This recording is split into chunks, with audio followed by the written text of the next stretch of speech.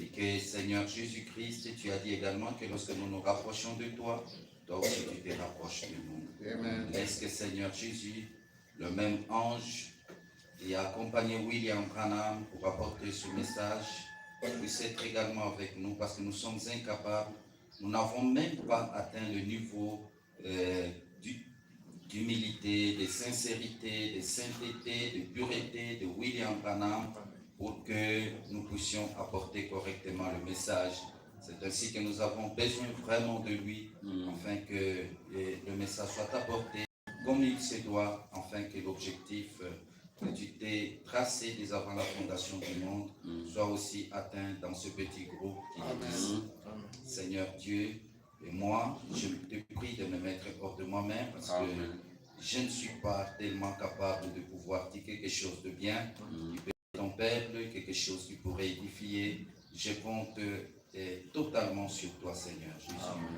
Et tu nous as dit que ne vous souciez pas de ce que vous parlerez, car c'est votre Père Céleste qui parlera à votre place. Amen. Je le crois comme cela, Seigneur Jésus, et sois avec nous. Brise la puissance de l'ennemi qui pourrait agir en cet endroit et prends le contrôle de tout et de chaque être qui est ici. Au nom de Jésus-Christ, et je te prie humblement. Amen. Amen. Que Dieu vous bénisse. Nous allons lire quelque chose. Nous lirons dans Apocalypse chapitre 5.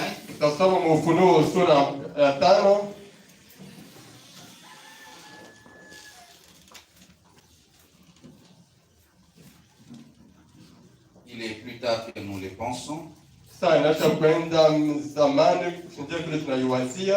Disons quand même.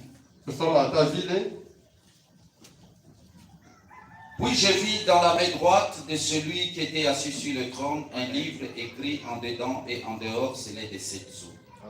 Et je vis un ange puissant qui criait d'une voix forte, qui est dit d'ouvrir les livres et d'en rompre les sceaux. Et personne dans le ciel, ni sur la terre, ni sous la terre, ne put ouvrir les livres, ni les regarder.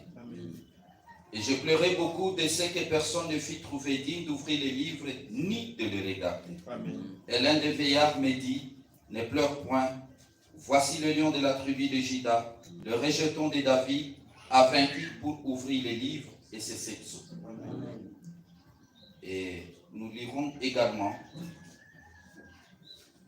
dans Deutéronome chapitre 5, chapitre 4,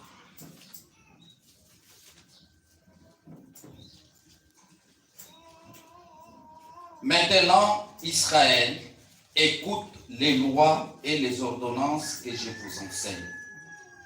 Mettez-les en pratique afin que vous viviez et que vous entriez en possession du pays que vous donne l'Éternel, le Dieu de vos pères. Amen. Vous n'ajouterez rien à ce que je vous prescris. Amen. Et vous n'en retrancherez rien. Mais vous observerez les commandements de l'Éternel, votre Dieu, tels que je vous les prescris. Amen. Amen. Avant d'asseoir. Comme je venais de le dire, et comme le pasteur l'a dit aussi, le temps est très avancé. Amen. C'est vrai que nous pouvons avoir des projets, nous pouvons avoir des bonnes ambitions, mais sachez qu'il est plus tard, le monde est arrivé à la fin.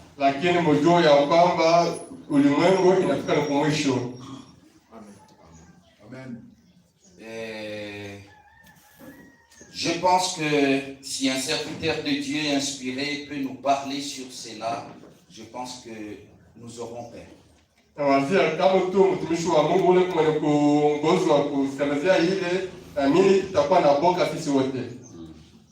Il est plus tard que nous pouvons le penser.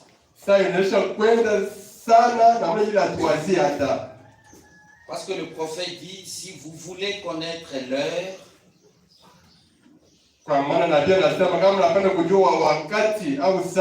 regardez votre montre. Si vous voulez connaître le jour de l'année, Kama unapenda kujua siku gani ya mwaka, vous avez votre calendrier. kuangalieni kalenda